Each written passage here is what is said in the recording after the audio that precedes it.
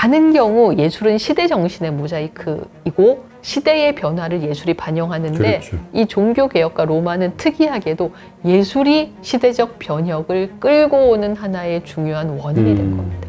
성베드로 대성당은 사실 지금 로마에서 가장 중요한 어찌 보면 관광 포인트고 그렇죠. 카톨릭의 총본산이지 않습니까? 그러나 그 성당의 건설에 그토록 많은 잡음이 있었고 결과적으로 교회가 분열하는 큰 사건이 터졌다라는 이야기죠. 그런 와중에서 카톨릭은 점점 더 약화되는 카톨릭의 교세를 어떻게 해서든지 지켜야 했기 때문에 개신교와 차별화된 방식으로 자신들의 교세를 지키려고 합니다. 아니 그럼 우리는 더 화려하고 더 눈에 띄고 더 강렬한 성화들을 그림으로써 우리가 개신교보다 더 우월하다는 걸 보여주겠다. 바로크가 등장합니다. 그때 등장한 화가가 바로 카라바초. 천재이자 악당, 무서운 그림을 그리는 화가죠. 이 카라바초에게는 이상한 습성이 있었습니다. 그는 굉장히 참수의 장면에 집착했어요. 목이 잘리는, 사람이 죽는 상황. 그 사람이 죽을 때 어떤 반응을 보일까?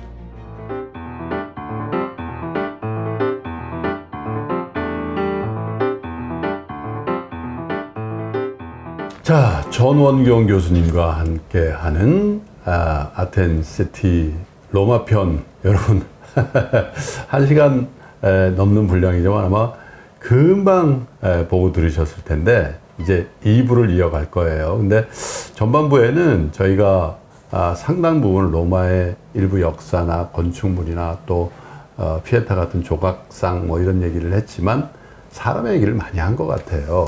그 다빈치의 어떤 예술과 모나리자를 그리게 된 것, 또 미켈란젤로의 어떤 시스틴 천정화에 얽힌 얘기들, 또 두 사람의 어떤 관계 뭐 그런 얘기를 했는데 사실 고대 로마가 있다면 르네상스라는 게 있지 않습니까?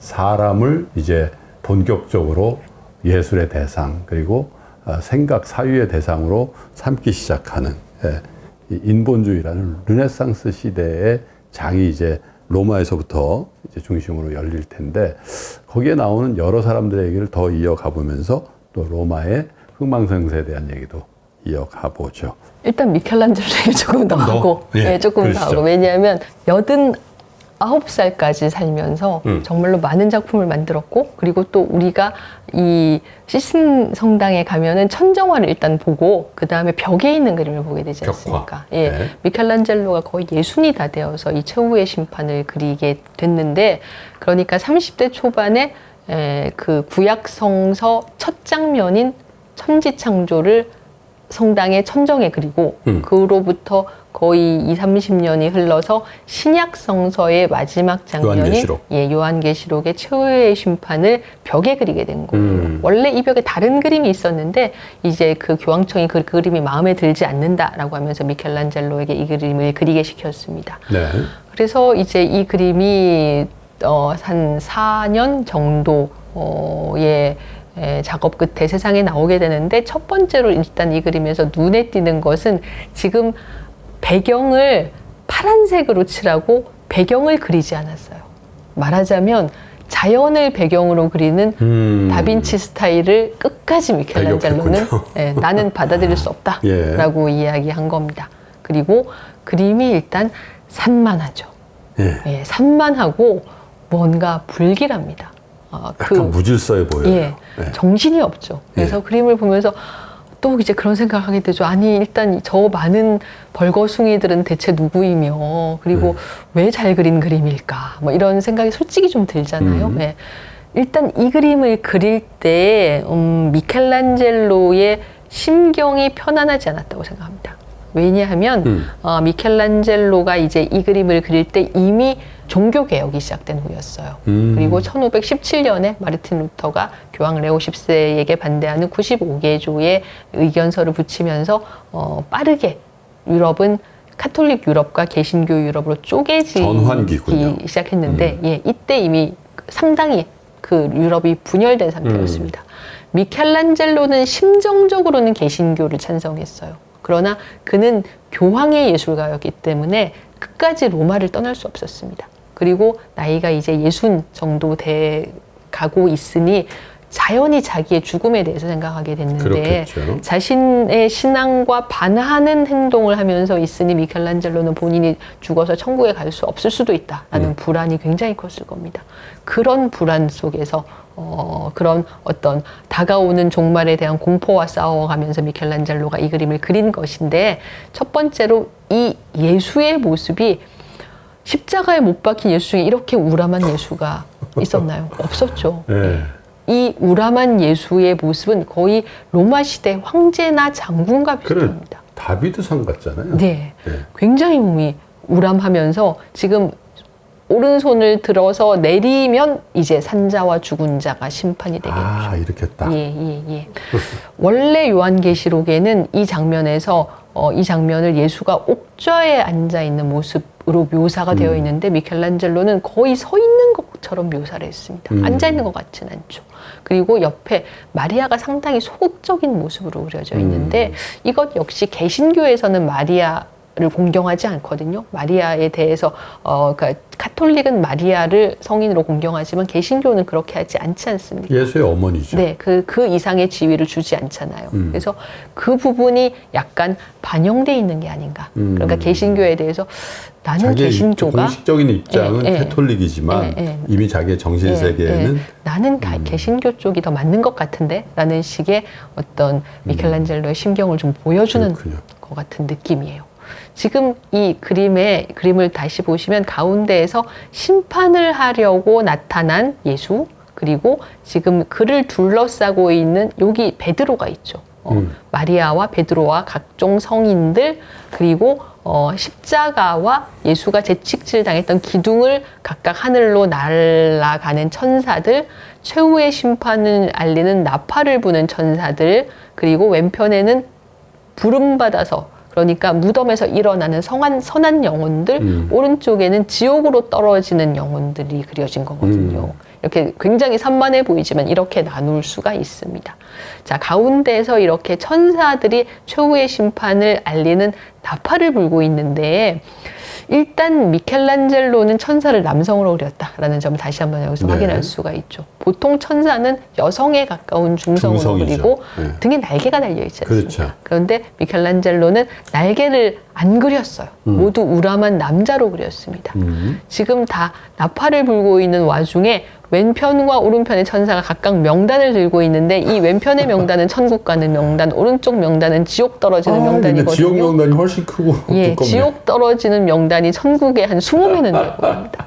이건 다 났네. 이제 다 니놈들은 다 지옥에 갈 운명이야 라는 미켈란젤로의 이야기입니다. 한마디로 미켈란젤로는 이 당시에 본인을 비롯한 대부분의 사람들은 다 지옥에 간다. 떨어질 것이다 라는 식의 생각을 하고 있었던 것 같아요. 이 그림에서 여기 성인들 중에 그 예수와 마리아를 둘러싸고 있는 성인 중에 이 오른편에 있는 성 바르톨로메오라는 성인이 있습니다. 이 성인은 산채로 피부 껍질이 벗겨지는 방식으로 순교했거든요. 그래서 지금 보시면 이 피부 껍질을, 자신의 피부 껍질을 들고 있어요. 근데 이 피부 껍질에 그린 얼굴이 미켈란젤로 본인의 얼굴이다라는 설이 있습니다. 저는 처음에는 그 설이 설마 그렇겠어? 라고 생각을 했는데, 어느 순간 도록을 보다가 그럴 수도 있겠다라는 생각이 들었습니다. 왜 그런 얘기가 나왔을까요? 자, 일단 수염이 성성하고 대머리인 성인과 지금 갈색 머리가 덥수룩하고 수염이 없고 눈썹이 부리부리한 이 얼굴은 완전히 다르지 않습니까? 저 성인은 쪽 다빈치 계열의 성인인데. 근데 아무튼 이 얼굴은 이 얼굴과 확실히 다르지 다르죠. 않습니까? 그러면 이 피부 껍질의 얼굴은 정말로 미켈란젤로 본인이 아닐까? 미켈란젤로가 당시에 느꼈던 자기 분열과 갈등이 이 정도로 컸다는 이야기가 아닐까? 자기가 이런 찬성할 수 없는 카톨릭을 신봉하는 사람들 옆에서 그들을 위해서 봉사하면서 하루하루 시간을 보내고 있는데 자기의 죽음은 임박했다 라는 느낌에, 그때 미켈란젤로가 느끼고 있던 갈등과 분열과 불안이 성인의 피부 껍질에 자기의 얼굴을 그리는 기이한 방식으로 표출된 것이 아닌가. 와, 만약에 정말이라면 정말 천재라는 표현 외에는 더 할 나위가 없네요. 그렇죠. 예. 어찌 보면 천재적인 재능은 이렇게 무거운 형벌과도 같습니다. 그래서 그 많은 재물을 쌓았어, 재물을 받았을 텐데, 집으로 된 침상을 썼고 네, 계속 모든 명예를 다 거절했다고 합니다.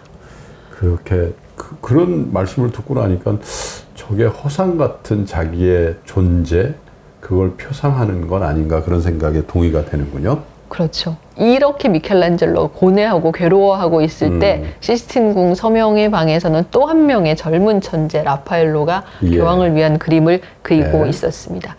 이 라파엘로가 제가 좀 전에 브라만테라는 교황의 건축가가 미켈란젤로를 질투해서 미켈란젤로에게 어려운 타스크를 주도록 교황을 설득했다라는 말씀을 드렸는데 그 브라만테의 고향 후배입니다. 우르비노라는 곳 출신인데 브라만테도 우르비노 출신이거든요. 그리고 어릴 때부터 일찌감치 천재성을 보여서 그 브라만테도 이 라파엘로의 존재를 알게 됐습니다. 그리고 율리우스 2세에게 이렇게 뛰어난 후배가 있으니 데리고 오자라고 이야기를 했고 이 시스틴 궁 서명의 방에 4가지의 벽화를 그리게 되는데 신학, 법학, 문학 그리고 철학입니다.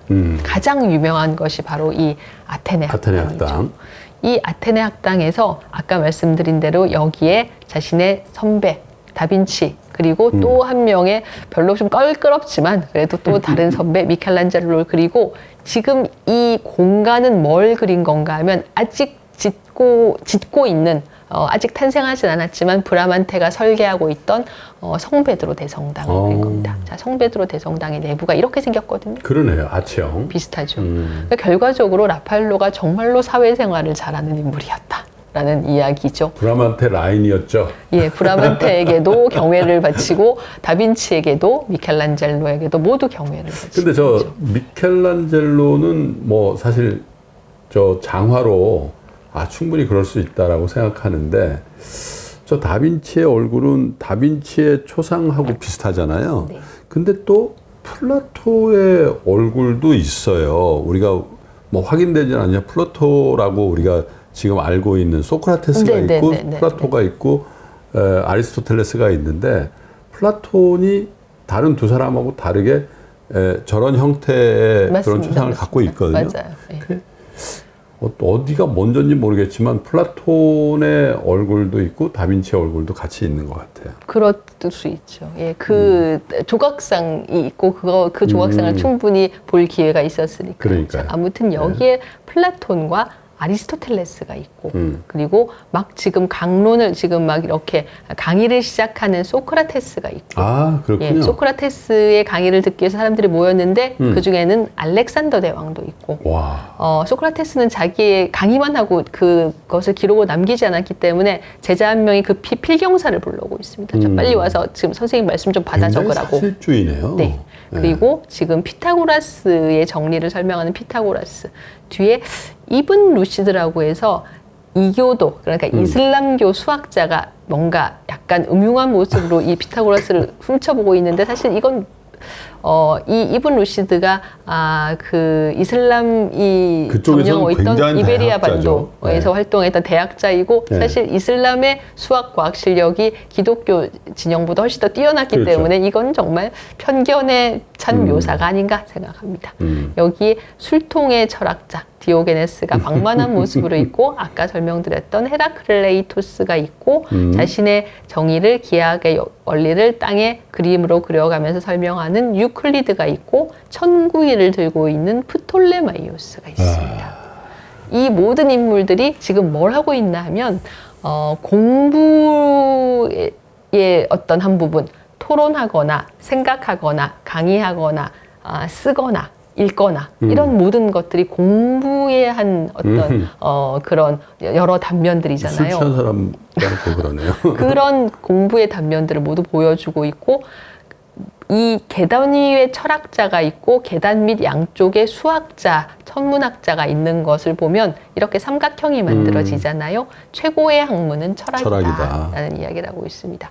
모두가 조화롭게 물론 여기 있는 사람들이 한 자리에 모일 수는 없었죠. 예, 다들 살아갔던 생물연대가 다르기 때문에 그런 가상의 공간 속에서 모두가 조화롭게 자신의 학문에 대해서 설파하고 때로는 다른 사람의 이야기를 듣고 사색하거나 사고하는 지혜의 전당을 그린 겁니다. 저 그림을 완성한 다음에 보시죠 했을 때 교황은 매우 즐거워했을 것 같은데요. 르네상스형 군주였기 때문에 그러니까요. 좋아했을 거예요. 예. 예. 이런 뛰어난 그림을 그린 이 라파엘로가 여기에 자기의 얼굴도 그려놨죠. 지금 여기 보시면 여기입니다. 예. 여기 그렇군요. 얼굴이 있습니다. 예. 예. 그림을 그렸을 때 20대 중반, 20대 후반 의 나이였어요. 그러니까 미켈란젤로 못지않는 그런 천재성이 뛰어난 있군요. 천재성의 소유자다라는 점을 알 수가 있습니다. 천재성과 사회성을 겸비했으니 네. 얼굴도 잘생기고 예. 여러모로 아무튼 교황들이 예뻐하는 인물이었습니다. 예.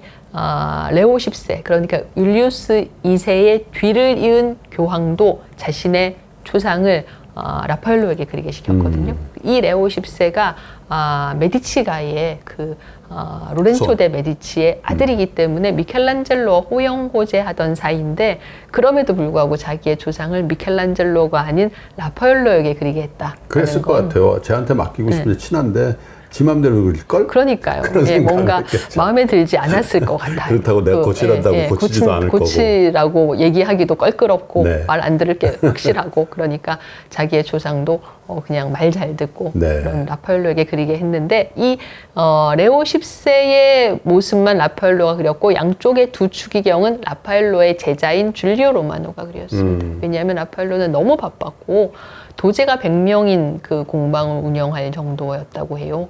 근데 그건 좀 논란의 여지가 있는데 언젠가 그런 논란이 있었잖아요. 그림을 본인이 다 완성치 않은 화가의 어떤 저건 인정할 수 있었던 관행적으로. 그렇죠. 루벤스의 경우도 이렇게 재단화 같은 경우는 본인이 밑그림을 그리고 나누어서 도제들이 채색을 하고 다시 마무리를 루벤스가 했습니다. 루벤스가 마무리를 할 때 얼마나 많이 했느냐에 따라서 그림의 가격이 달라졌다고 해요. 그러니까 당시에 그 도제들이 일하는 스튜디오를 운영하는 것은 특히 제도권 화가들에게는 당연한 일이었기 때문에 미켈란젤로나 다빈치도 그런 공방을 물론 라파엘로처럼 큰 규모는 아니지만 운영하고 있었습니다. 미켈란젤로의 작품도 그렇게 도제들이 같이 참여를 한 흔적이나 미켈란젤로는 성격상 그거를 받아들이기가 어려웠겠죠. 예, 거의 혼자였을 겁니다.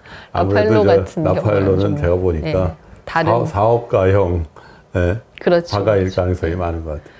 물론 천재성은 인정하더라도. 예, 라파엘로의 그림이 사실 우리가 지금까지 한 이야기가 무엇인가 하면 예술가 개인의 개성과 가치관을 그림에 투영한 예술작품에 투영한 최초의 천재들이 다빈치와 미켈란젤로다라는 이야기를 저희가 쭉 한 것 같아요. 그리고 그 상황에서 그 가치관의 차이 때문에 미켈란젤로와 이 다빈치는 갈등할 수밖에 없었다라는 이야기를 했는데 그렇게 최초의 천재는 다빈치와 미켈란젤로지만 그 후대 화가들에게 그림의 전범을 보여준 사람은 뜻밖에도 그들의 후배인 라파엘로예요. 예를 들면 이 시스테 성모에서 요 밑에 천사들 한번 보세요. 우리가 많이 본 천사들이죠. 네. 근데 저거는 지금 그린 것 같은 느낌? 저 천사들의 표정이나 그만큼 시대를 넘을 정도의 보편 타당성을 갖고 있는 그림이라는 이야기겠죠. 지금 봐도 어색하지 않고 지금 봐도 요즘 그림처럼 느껴집니다. 그러니까요. 예. 이 이런 성모나 양쪽의 성인들, 성녀들 이런 구도도 사실 그 후에 많은 화가들이 따라한 구도이죠. 라파엘로는 이렇게 우리에게 이런 뭐라고 해야 할까? 그 후대 사람들이 따라할 수 있는 전범을 제시한 화가입니다. 그러네요. 얼굴도 잘생기고 사회성도 만렙이고 오죽하면 추기경이 될 뻔했어요. 레오 10세가 화가임에도 불구하고 그를 추기경에 임명하려고 했답니다. 어떤가요? 결혼했나요? 여자를 결혼도 좋아했나요? 했어요. 예, 여자도 좋아했고 그 모든 위에 것을 다 선배들은 남자를 가진 좋아했다고 모든 것을 다 가진 그런데도 불구하고 그렇게 행복하지 못했던 것 같아요. 이 얼굴이 라파엘로입니다. 30대 한 35에서 37 사이의 라파엘로인데 모든 것을 다 가지고 있는데도 이렇게 메마르고 마치 렘브란트의 조상처럼 그러네요. 불행해 보이는 이유는 무엇일지 모르겠는데 이렇게 모든 것을 다 가졌기 때문에 오히려 공허하지 않았나라는 느낌도 저 이중 초상화는 들어요. 두 명의 라파엘로한테 아닙니다. 요 앞에 있는 인물은 라파엘로의 친구예요. 친구. 예. 근데 이 초상에서 라파엘로의 이 공허한 얼굴이, 저는 라파엘로의 작품들을 많이 봤는데 뛰어난 성모상들이 일단 굉장히 많아서 유럽의 어느 고전 미술관을 가도 라파엘로의 성모상을 볼 수가 있습니다. 하나같이 다 뛰어난 작품인데 그런 뛰어난 작품들 중에서도 제가 제일 기억에 남는 라파엘로의 얼굴은 이 얼굴입니다. 무엇이 그를 이렇게 공허하게 만들었을까? 텅 빈 눈빛으로 만들었을까? 라는 궁금함이 좀 있어요. 두 사람은 그냥 친구인가요? 예, 아마 펜싱 선생인가 뭐 그런 제가 문헌을 읽었습니다. 이 친구가 누구인지는 정확하게 밝혀지지 않는데 이 얼굴이 라파엘로인 것은 거의 확실합니다. 라파엘로는 마치 모차르트처럼 그런 모든 것을 다 가지고 있었지만 수명을 가지고 있지 못했죠. 보통 사람의 수명을 가지고 있지 못했습니다. 이 예수의 변용이라는 작품을 남기고 2주일 정도 열병으로 앓다가 37의 나이로 사망하게 되는데 네. 뭐 그 당시에는 맹장염만 걸려도 죽을 수밖에 없는 그러니까. 상황이었기 때문에 뭐 건강했지만 알 수 없는 병에 걸렸던 것 같습니다. 미켈란젤로가 그러고 정말 오래 그렇죠. 살았고 그렇죠. 작품도 오랫동안 한 거예요. 맞아요. 이 작품에서 이 작품은 약간 어떤 느낌인가 하면 예수가 이렇게 신처럼 투명해진 그런 상황인데 예수는 이 지상의 혼돈을 외면하고 있는 것 같습니다. 지상은 지금까지 라파엘로가 그린 그림들과는 좀 달리 네. 어둡고 혼돈에 쌓여 있고 지금 한 아이가 약간 광기에 쌓여서 네. 뭐라고 막 헛소리를 하고 있습니다. 어른들이 그 아이를 손가락질하면서 막 어둠 속에서 당황하면서 우왕좌왕하고 있는데 이 지상의 혼란을 예수가 완전히 외면하고 있는 것 같잖아요. 이 그림이 1520년에 그려졌고 제가 좀 전에 말씀드린 것처럼 1517년에 마르틴 루터가 교황 레오 10세에게 반대하는 95개조의 의견서를 비텐베르크 성문에 붙입니다. 이 비텐베르크 성문에 의견서가 붙고 종교개혁이 시작된 것은 엉뚱하게도 성베드로 대성당 때문이에요. 성베드로 대성당을 짓기 위해서 교황청은 너무 많은 돈이 필요했습니다.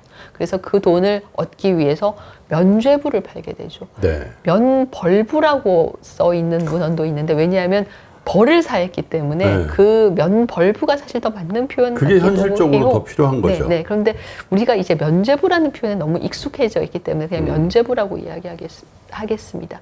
근데 이 면죄부는 지은 죄를 사해줄 뿐만 아니라 앞으로 지을 죄도 사해주고 그리고 그 면죄부를 사는 사람의 부모가 지옥에 있으면 지옥에 있는 부모도 꺼내준다 라고 얘기했습니다.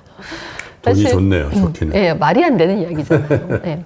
그래서 작센의 선제우가 그 면죄부를 작센에서 파는 것을 금지합니다. 그러자 이제 사람들은 혼란에 빠졌습니다. 선제우 말을, 그러니까 군주의 말을 들어야 하는가, 교황의 말을 들어야 하는가 판단할 수 없던 사람들은 비텐베르크 대학의 신학 교수인 루터에게 가서 누구의 말을 들어야 합니까? 라고 물었죠. 루터는 제후의 말이 옳다, 선제후의 말이 옳다, 면죄부를 사선 안 된다라고 이야기하고 교황 레오 10세에게 묻는 이 95개조의 의견서를 붙였고 당시에 이제 구텐베르크의 인쇄술로 빠르게 이렇게 인쇄를 한 단행본이라던가 책이라던가 문서가 퍼지고 유통이 된 있어서 거겠죠. 예, 삽시간에 이 95개조 의견서가 퍼지면서 이제 종교개혁이 시작됐거든요.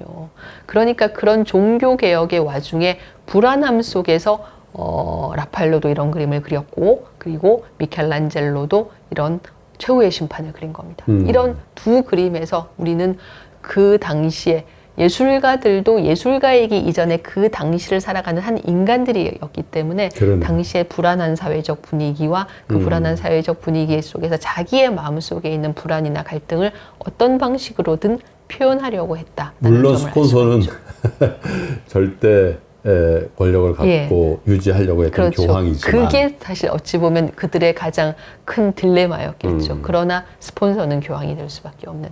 특히 카톨릭에서는 이탈리아가 지금도 좀 그런 경향이 있는데 이미 카톨릭에서는 예술과 종교를 분리할 수 없는 상태였습니다. 이렇게 사람들이 섬기는 것이 카톨릭이지만 동시에 이런 미켈란젤로나 라파엘로나 그런 많은 예술가들이 그린 아름다운 웅대한 작품이기도 했거든요. 그래서 성과 어떤 그러니까 그 종교와 예술이 분리될 수 없는 상황이었기 때문에 카톨릭은 이런 성상과 성화를 제작하고 웅장한 성당을 짓는 행동을 멈출 수가 없었습니다. 거기에 대한 반대급부로 종교개혁이 등장했기 때문에 개신교는 성상이나 성화로 교회를 장식하거나 스테인드 글라스를 만들거나 이런 것들을 모두 터부시하게 되죠.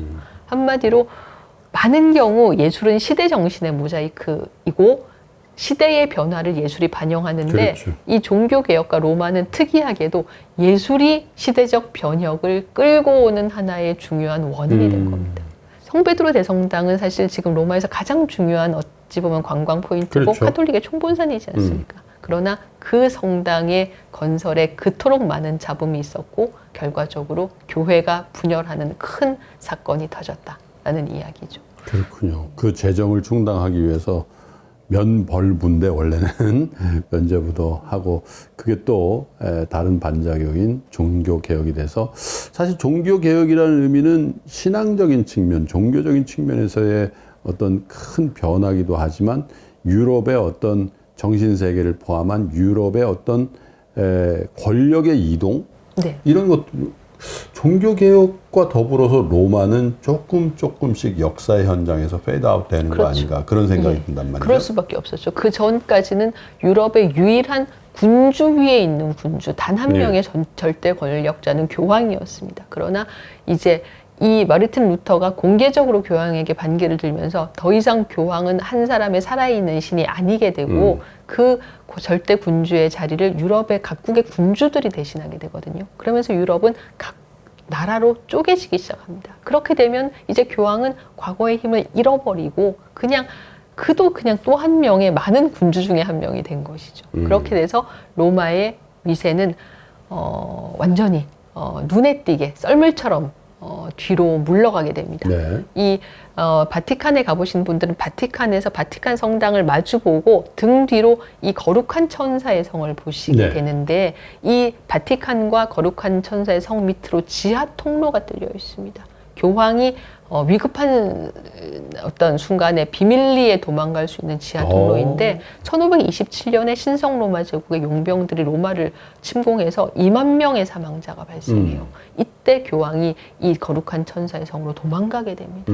그렇게 교황이 목숨을 보전하기 위해서 도망갈 정도면 교황의 위세, 교황의 권위는 눈에 띄게 땅에 떨어졌다라는 이야기가 되는 것이죠. 그러네. 그러고 이제 유럽은 새로운 세기를 맞게 됩니다. 바로 이제 그때부터 카톨릭과 개신교 양 진영이 부딪히면서 예를 들면 지금 이 피테르 브리얼이 그린 바벨탑이라는 그림에서 이제 바벨탑이 끝없는 탐욕으로 지어지면서 동시에 무너지고 있는 장면인데 여기 바벨탑의 겉모습을 뭐로 그렸냐면 콜로세움의 모습으로 그렸어요. 그러니까 이 무너질 수밖에 없는 욕망의 도시 바벨이 로마다. 라고 개신교인들은 주장한 것이죠.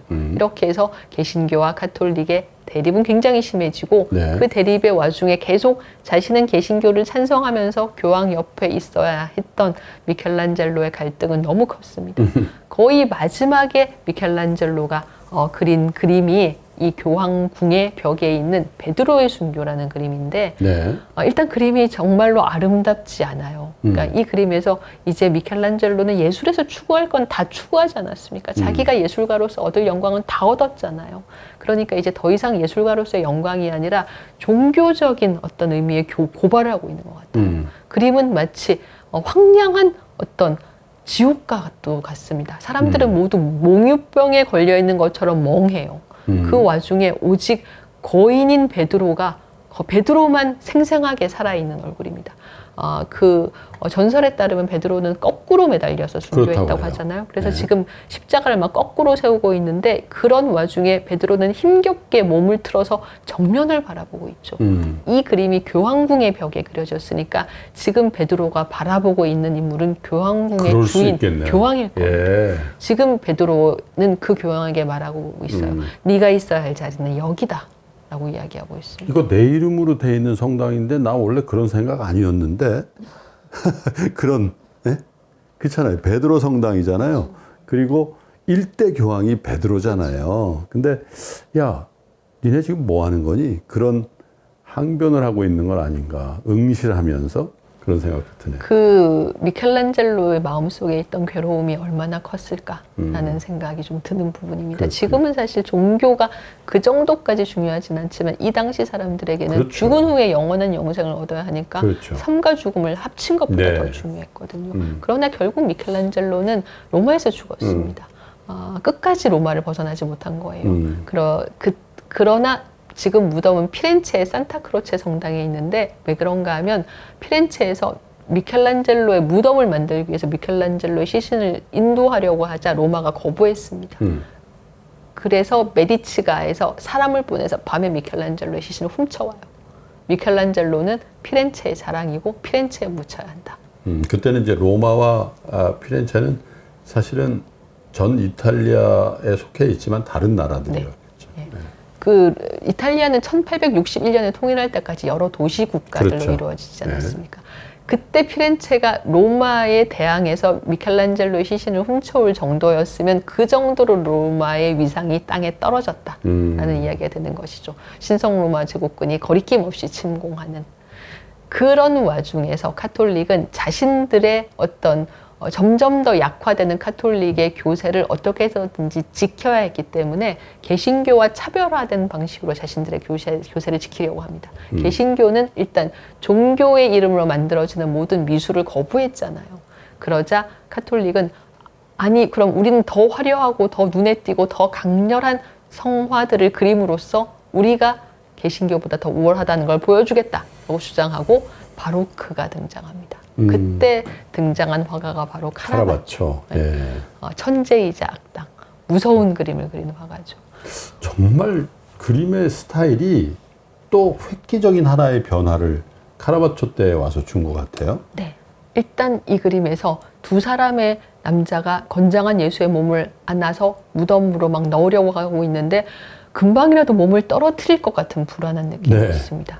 그림은 대각선 구도를 이렇게 대각선 구도에 맞춰서 그려졌고 예. 이 뒤에 있는 여성은 거의 이 예수의 죽음에 너무 슬픈 나머지 반쯤 실성한 것처럼 보여요. 그림의 뒤는 칠흑 같은 어둠으로 차 있고 앞은 강렬한 빛을 받고 있습니다. 당시에는 이렇게 강렬한 빛이 없었죠. 이렇게 빛과 어둠의 극렬한 대비, 키아로스쿠로라고 부르는데 마치 무대 조명 같은 그러네요. 기법입니다. 예. 이 그림을 보면서 우리의 시선은 저절로 예수의 몸에 가네요. 빨려 예. 들어가게 되죠. 예. 그리고 이 그림이 가지고 있는 오싹하고 무서운 분위기를 보면서 믿지 않으면 큰일 나겠구나 라는 느낌을 받게 돼요. 꼭 믿어야 되겠다 라고 생각하게 되는 겁니다. 한마디로 자신의 신앙에 대해서 경각심을 일으키게 되는 겁니다. 신앙을 환기시키는 것. 이제 이것이 바로크 시대의 새로운 미술의 목표가 되고 예. 로마는 많은 추기경들이 이제 경쟁적으로 이런 그림을 그리게 되면서 새로운 바로크 미술의 성지가 돼요. 네. 그 중에서도 가장 뛰어났던 인물이 카라바초인데 이 카라바초의 그림에서는 늘 이 어둠과 빛의 거의 극명한 대비가 보는 사람들을 좀 전율하게 지금 저 그림을 이렇게 원래 그림이 있는데 정말 조명을 받은 거를 우리가 이렇게 영상이나 뭐 사진으로 찍어 놓은 것 같아요. 그런 마치 느낌이에요. 조명이 그림을 때리는 것 같잖아요. 그렇죠. 그렇지 않습니다. 네. 그렇게 그린 겁니다. 그리고 당시에는 이런 조명이 없었겠죠. 백열등이 없지 않았습니까? 그러니까 이런 조명이 없었거든요. 그러니까 네. 실제보다 훨씬 더 빛과 어둠의 대비를 극명하게 강조를 그러네요. 한 거죠. 예. 지금 사울이 말에서 눈부신 빛을 눈에 맞고 말에서 떨어져서 장님이 됐다가 이제 다시 눈을 뜨게 사울이 되면서 바울로 개종되는 그 장면인데 지금 말에서 지금 사울이 뚝 떨어졌습니다. 예. 어둠 속에서 말의 얼굴은 거의 보이지 않죠. 여기 얼굴이 있는데 지금 말의 몸만 보이고 있습니다. 몸과 엉덩이만 보이고 있죠. 지금 말이 따가닥하고 발을 들었습니다. 다음 순간 발을 내리면 사울의 배는 말발굽에 욱 밟혀서 배가 터질 수도 그럴 수 있죠. 뭔가 영화의 한 장면 같습니다. 그런데 그 영화는 공포 영화입니다. 이런 식으로 무서운 그림, 보는 사람들을 오싹하게 만드는 그림을 그린 화가가 카라바초였고 이 카라바초의 그림은 당시에 뭔가 공포 영화를 사람들이 보는 심리와 비슷한 것 같습니다. 공포 영화는 사실 굉장히 무섭지만 우리가 그 영화를 보러 가고 싶은 마음이 생기잖아요. 그런 그림을 그리는 화가였습니다. 그래서 카라바초는 추기경들의 인정을 받게 되는데 이 카라바초에게는 이상한 습성이 있었습니다. 그는 굉장히 참수의 장면에 집착했어요. 목이 잘리는, 사람이 죽는 상황. 그 사람이 죽을 때 어떤 반응을 보일까? 그게 카라바초에게는 굉장히 궁금한 부분이었습니다. 이게 이제 메두사의 머리가 박힌 아테나의 방패인데 이 아테나의 방패 메두사의 머리가 박혀 있다는 이야기는 그리스 신화에 있지만 이렇게 살아서 소리를 지르고 저게 그림입니까? 그림입니다. 그림 원형의 그림입니다. 와, 저게 1598년도 그림이에요. 네, 원형의 그림. 와. 살아서 아직도 소리를 지르고 그러니까요. 있는 거잖아요. 예. 그러니까 목이 잘렸는데 메두사가 살아 있는 이런 걸 왜 좋아했을까? 지금 현재 어떤 아주 전위적인 설치 미술 그런 어떤 느낌? 왜냐하면 지금은 저게 제가 왜 그림이냐고 여쭤보냐면 저게 이렇게 돌출되어 있다는 만져보고 거죠. 싶은 느낌이 그죠? 드는 그런 그림이죠. 제가 진짜 이 바로크 시대 그림을 굉장히 좋아하는데 네. 이 바로크 시대 화가들의 테크닉은 지금 봐도 정말 놀라운 그러네요. 정도입니다. 네. 당시에 전기도 없고 뭐 예를 들어 그런 백열등 조명도 없고 아무것도 없는 네. 상태에서 캔버스도 붓도 물감도 모두 도제들이 만들어야 했거든요.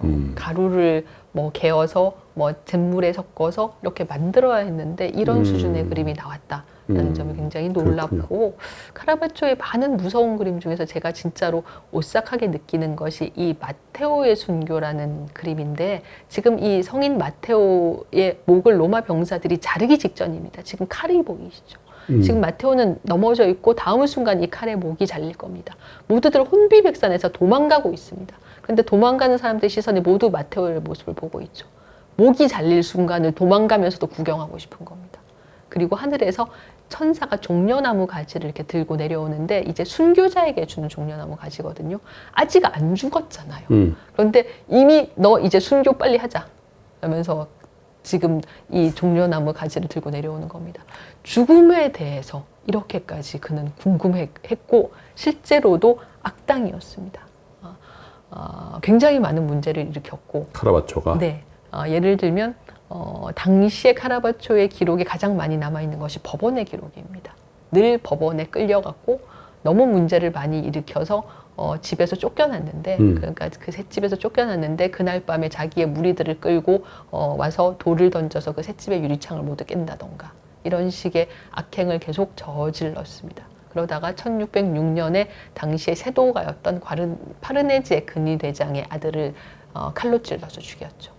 그래서 걸석재판에서 사형을 선고받고 멀리 몰타까지 도망갔습니다. 아, 도망을 갔어요? 네, 네. 로마에 있으면 죽으니까. 예. 그리고 이 몰타가 성요한 기사단이 가지고 있는 섬이었는데 그 성요한 기사단의 성당, 성요한 성당에 성요한의 참수라는 커다란 그림을 그립니다. 여기서도 지금 성인은 이미 죽었습니다. 지금 자세히 보시면 목에서 피가 흘러나오고 있습니다. 망나니가 목을 들어올리기 직전입니다. 여기서 처녀가 은쟁반을 가지고 왔죠. 이 은쟁반을 담아서 살로메에게 가져가야 되지 않습니까? 이 망나니, 옆에 있는 관리, 처녀 자세히 보시면 감방에서 구경하고 있는 두 명의 죄수 모두 죽음에 대해서 아무런 동정심도 느끼지 않고 있습니다. 네. 오직 이 한 명의 여성, 나이든 노파만 얼굴을 손으로 감싸면서 뭐 놀란 것 같기도 하고 슬퍼하는 것 같기도 한데 성인은 비참한 모습으로 진짜 죽음이죠. 이것은 죽어서 영원한 영생을 얻는 그런 영광스러운 순교가 아니라 말 그대로 그냥 비참한 죽음입니다. 자신이 이제 사람을 죽여보고 나서 비로소 거기에 대한 두려움을 느꼈던 것 같아요.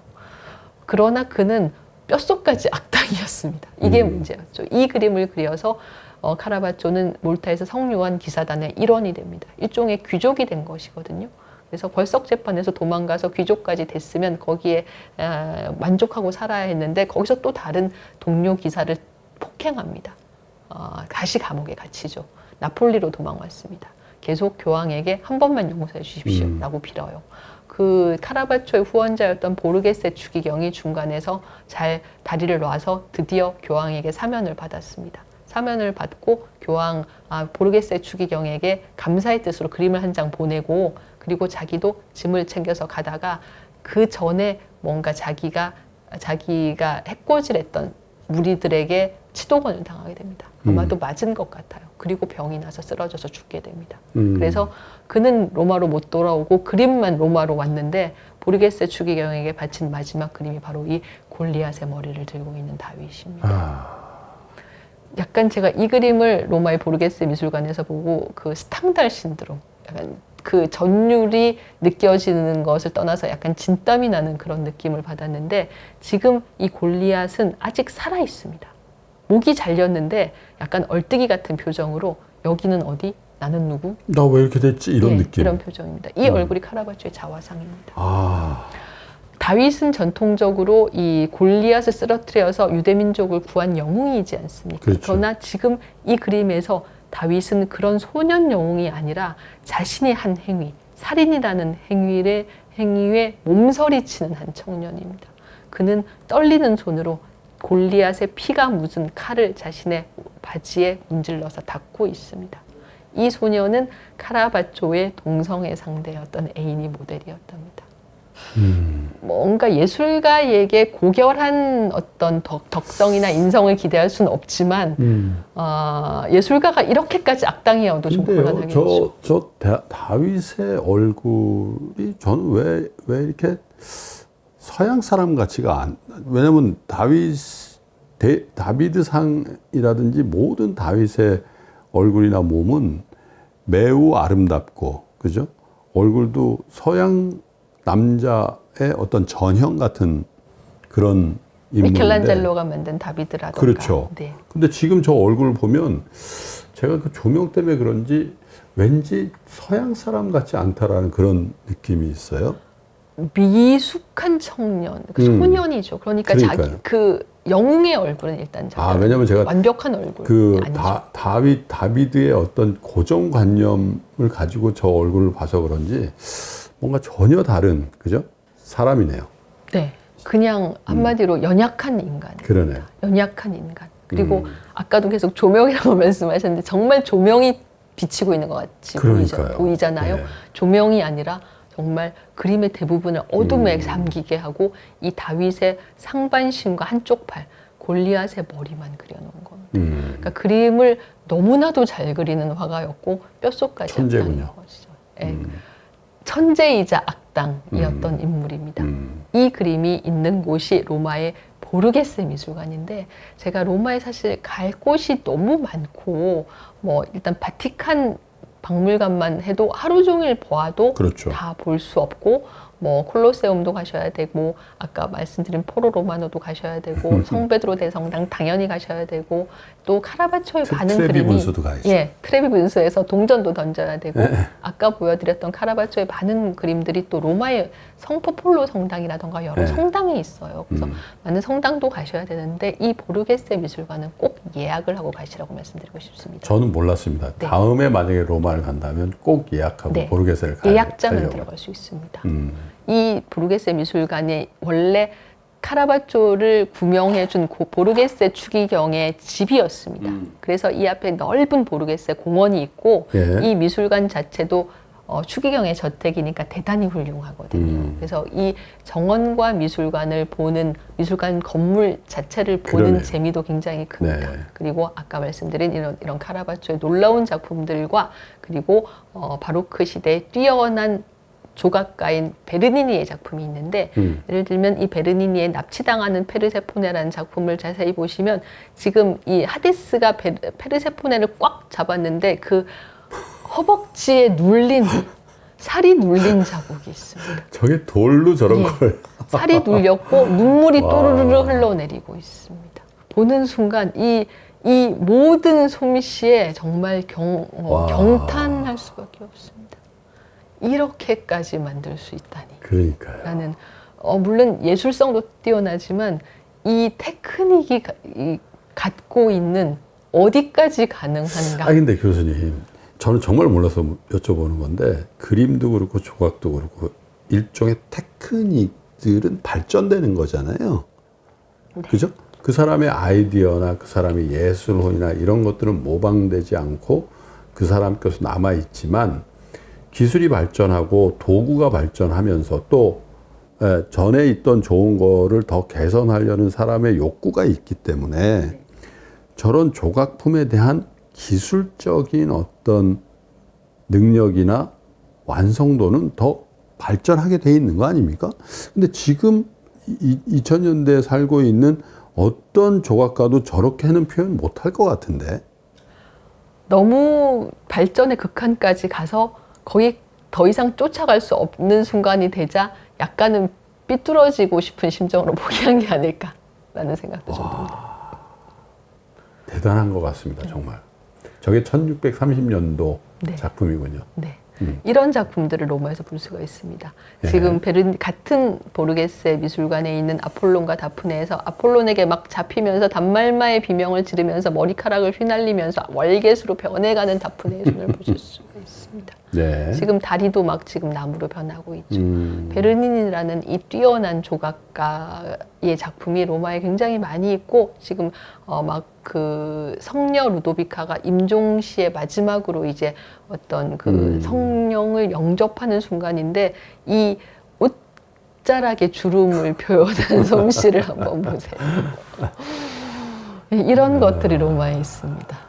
이런 작품들이 그러니까요. 로마에 있어요. 그러니까 로마가 모든 유럽인들이 동경하는 도시일 수밖에 없는 겁니다. 이런 작품들을 보러 유럽인들은 로마를 가려고 했어요. 1648년에 30년 전쟁이 끝났습니다. 이제 종교 전쟁이 끝나고 공식적으로 카톨릭과 개신교는 서로의 존재를 인정하게 됩니다. 그쯤부터 영국과 독일의 이 귀족 자제들이 로마로 가게 되죠. 그게 그것이 그랜드 바로 투어죠. 그랜드 투어입니다. 네.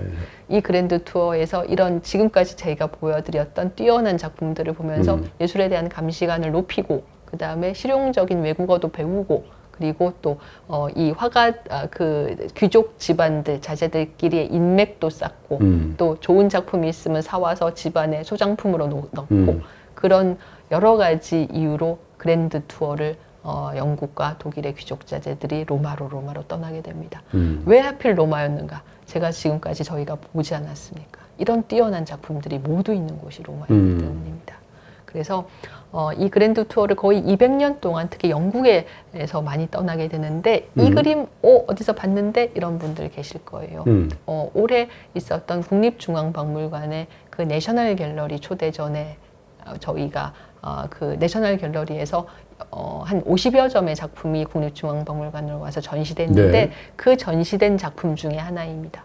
요 두 청년이 당시에 찰스 1세의 사촌 동생들이었어요. 네. 존과 버나드 스튜어트라는 23살과 21살 형제인데 이 왕의 사촌 형제들조차도 그랜드 투어를 떠났습니다. 그래서 이 초상이 당시에 찰스 1세가 영국의 궁정화가인 반다이크에게 내 사촌들이 지금 그랜드 투어를 떠나게 됐으니까 두 사람의 초상을 그려라 라고 명령해서 그린 이중 초상입니다. 네. 지금 반짝거리는 이 공단, 비단 그리고 이 가죽 이런 것들을 반다이크가 굉장히 잘 그려서 이런 질감에 제가 늘 감탄을 해요. 예. 저런 신발 부츠는 지금 신어도 지금도 고급스러운, 비싼, 예, 그죠? 예, 예. 고급스러운. 이런 가죽을 부들부들하게 만드는 것이 굉장히 어려워서 그러니까요. 그렇게 해서 가죽 제품을 만들어서 큰 돈을 번 사람이 바로 윌리엄 셰익스피어의 아버지 존 셰익스피어이지 그랬죠. 않습니까? 맞아요. 예, 그래서 존 네. 셰익스피어가 스트랫 어폰 에이본의 시장을 지낼 네. 정도로 큰 돈을 모았다. 네. 이런 것들을 만들기 굉장히 장갑을 어려웠겠죠. 만들었다고? 예, 예, 네. 예. 그래서 스트랫 어폰 에이본의 그 셰익스피어 생가에 가면 1층에 그 당시의 방식으로 만든 장갑 이런 것들이 쭉 전시돼 있거든요. 그렇군요. 예. 예. 이중 초상 두 사람의 초상을 그림으로 나란히 그리는 것은 한 사람이나 세 사람보다 오히려 어렵습니다. 그래서 왜 그렇죠? 짝수니까요.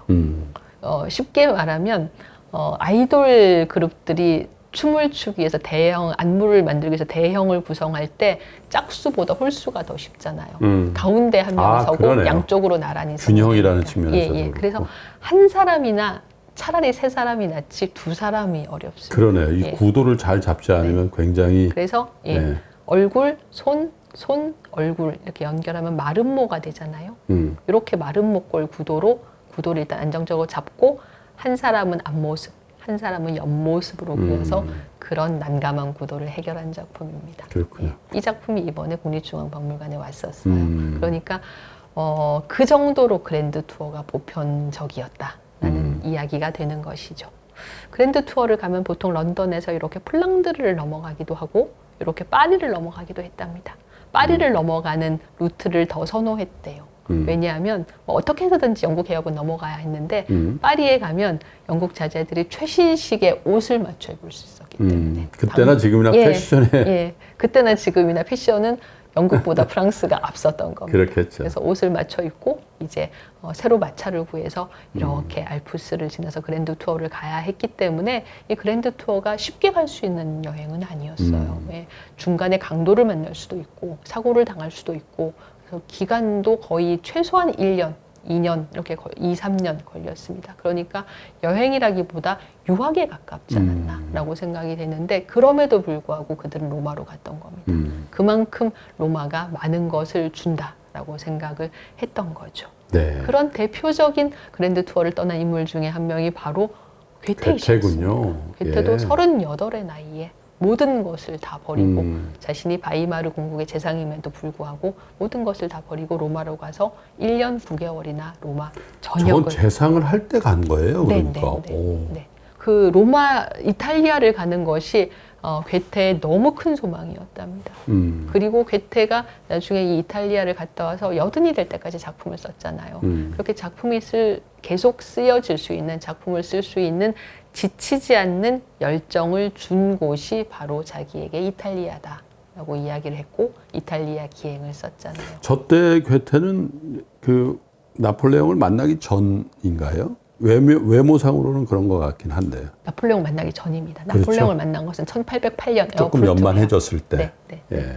자신의 아들에게도 이탈리아 기행을 권했어요. 그랜드 투어를 권했어요. 그래서 괴테의 아들이 아우구스트 괴테라는 성인이 된 아들은 단 하나뿐이었는데 그 성인이 된 아들을 그랜드 투어를 보냈습니다. 그렇군요. 그런데 로마에서 사고로 아들이 죽었어요. 그래서 괴테가 큰 비탄에 빠졌지만 그 와중에도 그러나 내 아들의 무덤이 로마에 있다는 것이 나에게는 큰 위안이 된다. 네. 그 정도로 그때 당시에 지성인들에게 로마는 정말 특별한 공간이고 꼭 가서 체험해야 될 그런 도시였군요. 맞습니다. 그래서 루벤스도 이탈리아 유학을 갔고 벨라스케투스도 로마 유학을 가서 이 거울을 보는 비너스라는 희대의 걸작을 그렸고 이건 저희가 스페인을 갔을 때 이야기를 하죠. 네.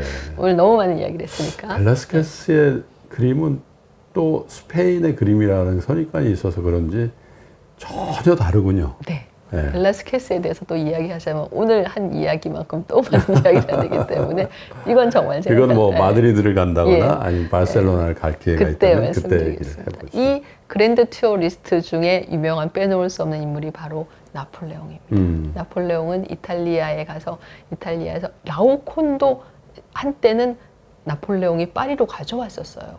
나폴레옹 전쟁이 끝난 후에 다시 로마에서 이탈리아에서 되찾아간 겁니다. 네. 많은 수집품을 가지고 와서 루브르 박물관을 채웠죠.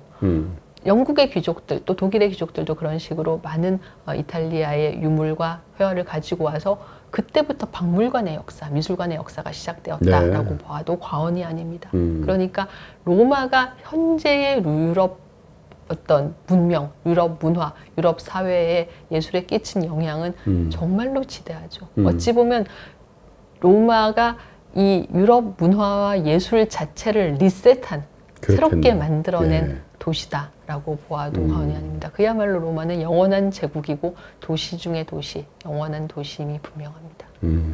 그 로마 편의 마지막 그림을 전에 우리가 보긴 했는데, 네. 그죠? 예, 다비드가 그린 알프스를 넘는 나폴레옹.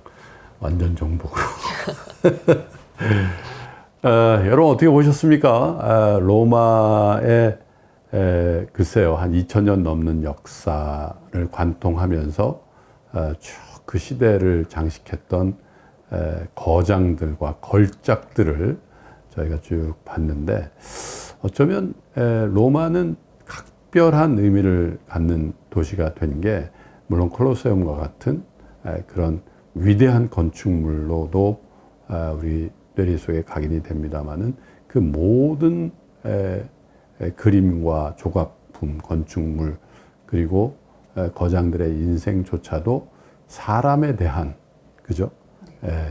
사람이 어디서 와서 어디로 가는가에 대한 그 본질적인 질문에 대한 예술가적인 답변들이 녹아져 있는 도시가 어쩌면 로마이기 때문에 여러 고대 도시 중에도 지금까지도 살아서 생명력을 가지게 있는 도시가 된 거 아닌가 그런 생각을 하게 되는 것 같습니다.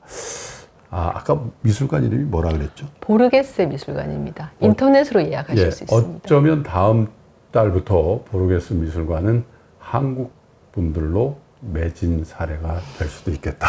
그러니까 모르는 분들은 야 저길 가야 되겠다 또 그렇게 붐이 될 수도 있어서 보르게스 미술관에 관리하시는 분들은 당황하지 마시기를 당부를 드리겠습니다. 자, 전원경의 아테네시티의 세 번째 도시는 로마였습니다. 모든 길은 로마로 통한다는 얘기가 있듯이 서양사의 예술호는 아마 로마에서 나와서 로마를 경유해서 로마에 머물고 있는지도 모르겠다는 생각을 하면서 오늘 로마 편은 이렇게 마무리를 하겠습니다. 다음 도시가 어딘지는 여러분들의 상상력에 맡기고 제가 교수님과 또 잘 상의해서 머지않은 기간에 여러분께 선물해 드리도록 하겠습니다. 좋은 시간 이렇게 제공해 주셔서 감사드리고요. 다음 편 또 기대하겠습니다. 교수님. 네, 감사합니다. 고맙습니다.